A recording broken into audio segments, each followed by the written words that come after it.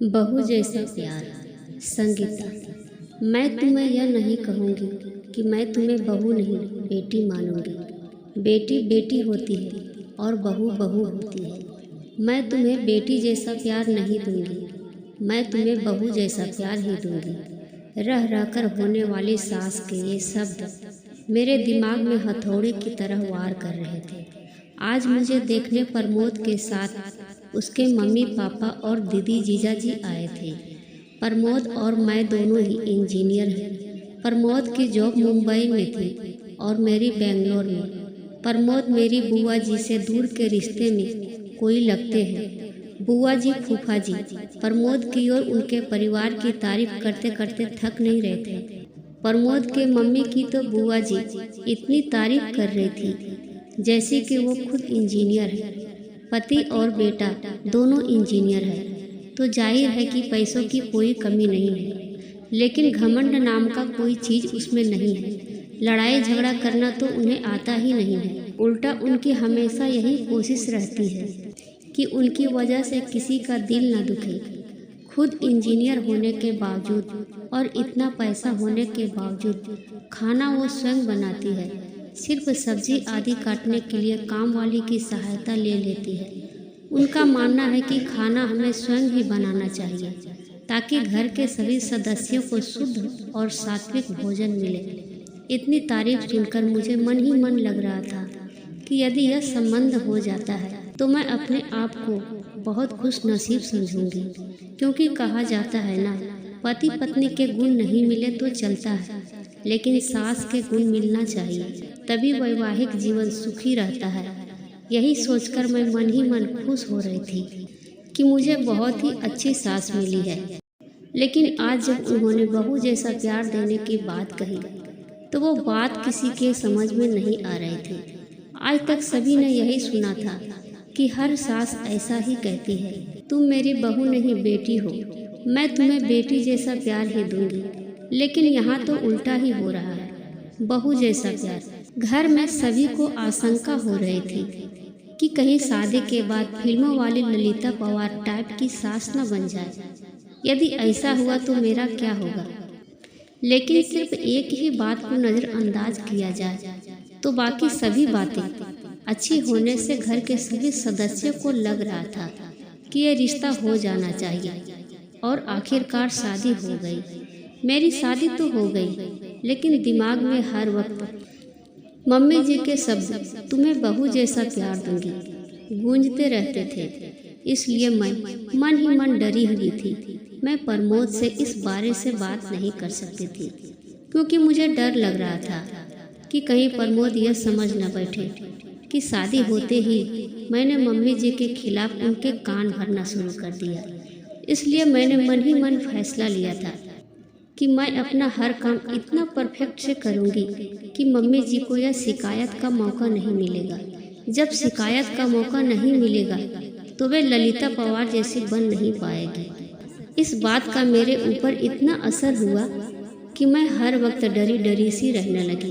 प्रमोद ने भी 2-3 बार प्रेम से पूछा, क्या बात है, तुम खुश नहीं दिखती, तुम्हें किसी ने कुछ बोला क्या। मैं उन्हें क्या बोलती, मैंने इतना ही कहा, नहीं कोई बात नहीं है, नया घर है, नया वातावरण है, सब कुछ नया होने के शायद मैं अपने आप को एडजस्ट नहीं कर पा रही हूँ। धीरे धीरे सब ठीक हो जाएगा। मम्मी जी पापा जी भी मेरा बहुत ख्याल रखते थे, हर वक्त बहुत प्यार से पेश आते, लेकिन मेरे मन में जो बहू जैसा प्यार की गांठ बैठ चुकी थी वो निकल नहीं पा रही थी। सब लोग कहते हैं ना कि शादी के बाद कुछ दिनों तक तो ससुराल के सभी लोग अच्छे ही रहते हैं, असलियत तो धीरे धीरे सामने आती है। अभी तो शुरुआत है, इसलिए ये लोग प्यार जता रहे हैं। धीरे धीरे मेरा मन इन्हीं आकांक्षाओं से ग्रस्त रहने लगा। शादी के 8-10 दिनों बाद की बात है। मैं चाय बनाने के लिए दूध की गंज में से दूध निकालने गई तो न जाने कैसे क्या हुआ, मेरे हाथ से सैंडी बराबर पकड़ी नहीं गई और गंज हाथों से छूट गया। पूरा की पूरा गरम गरम दूध नीचे गिर गया। मैं इतनी ज़्यादा डर गई कि पूछो मत। कहाँ मैं सोच रही थी कि मैं हर काम पूरी परफेक्ट से करूँगी और कहाँ ये दूध उसमें भी खास बात यह थी कि दूध वाला दिन में सिर्फ एक ही बार सुबह में आता था। पैकेट के दूध में मिलावट होने की वजह से वो घर में नहीं लाते थे। सभी लोग चाय का इंतजार कर रहे थे। गंज गिरने की आवाज़ सुनकर मम्मी जी ने बाहर से ही आवाज़ लगाई, संगीता क्या हुआ? मैं तो इतनी ज़्यादा डर गई कि मेरे मुंह से आवाज़ ही नहीं निकली। तब मम्मी जी खुद किचन में आई। मम्मी जी के सामने देखकर डर के मारे मैं कांपने लगी। मुझे लगा कि अब वे जरूर ललिता पवार बन जाएगी, क्योंकि अब कल सुबह तक किसी को भी चाय नसीब नहीं होने वाली और सभी को चाय पीने की आदत है।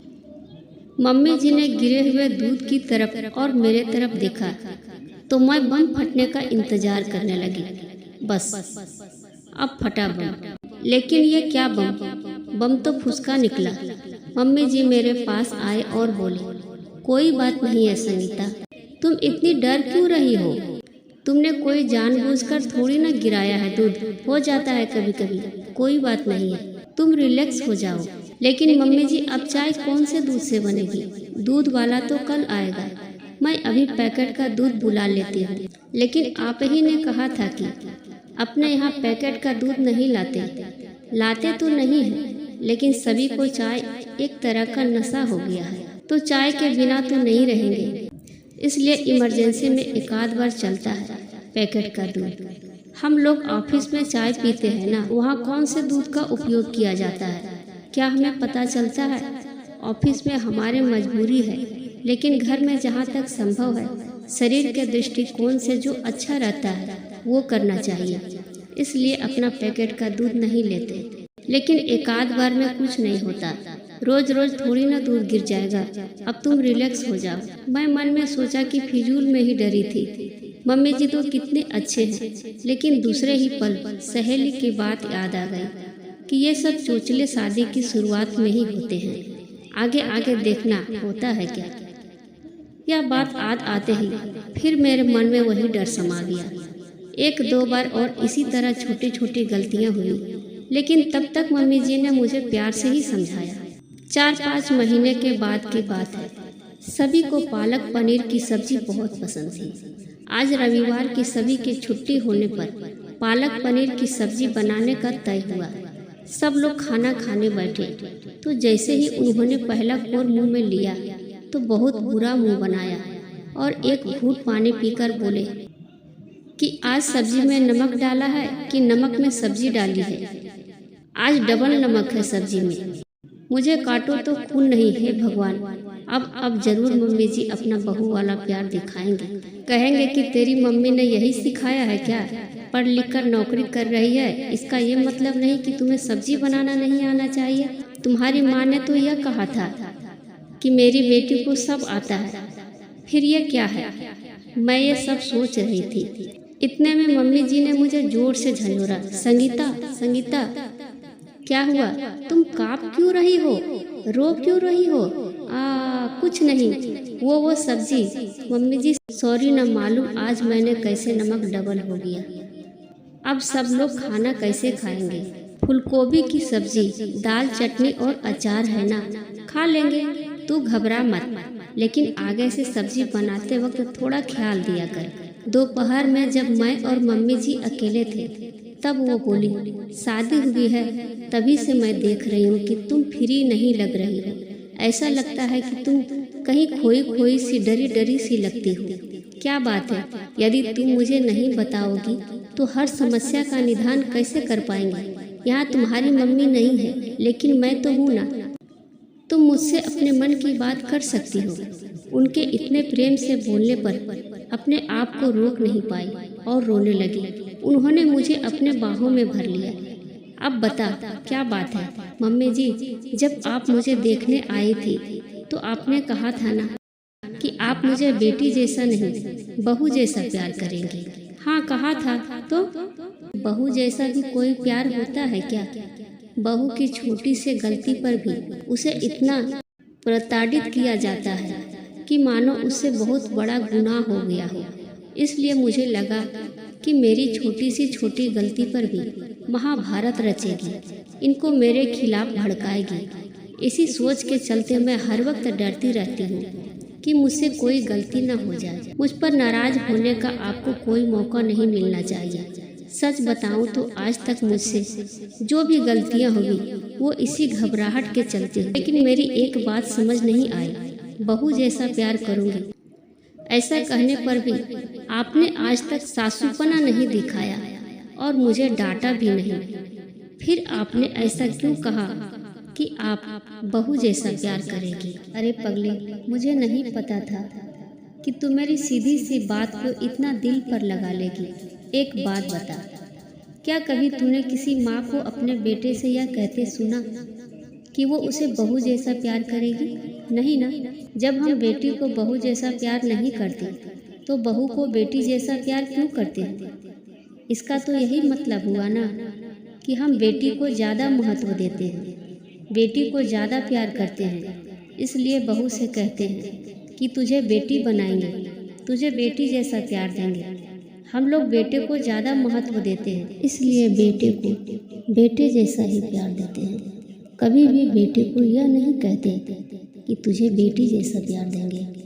यदि हम बेटा और बेटी दोनों को समान समझते हैं तो बेटी को बेटी जैसा प्यार क्यों नहीं दे सकते? मेरी नज़र में जिस तरह बेटी का अपना एक अलग अस्तित्व है, उसी तरह बहू का भी अपना एक अलग अस्तित्व है। मैं बहू को बेटी से किसी भी मामले में कम नहीं समझती, इसलिए मैंने कहा था कि मैं तुम्हें बेटी जैसा नहीं बहू जैसा प्यार दूंगी। मुझे क्या पता था कि तुम उसका गलत मतलब लगा के वह बात दिल पर लगा लेगी। चल अब आंसू पोंछ, नहीं तो मैं सचमुच में फिल्मों वाली ललिता पवार बन जाऊंगी। उन्होंने यह बात इस अंदाज में कही कि हंसते हंसते हम दोनों का बुरा हाल हो गया।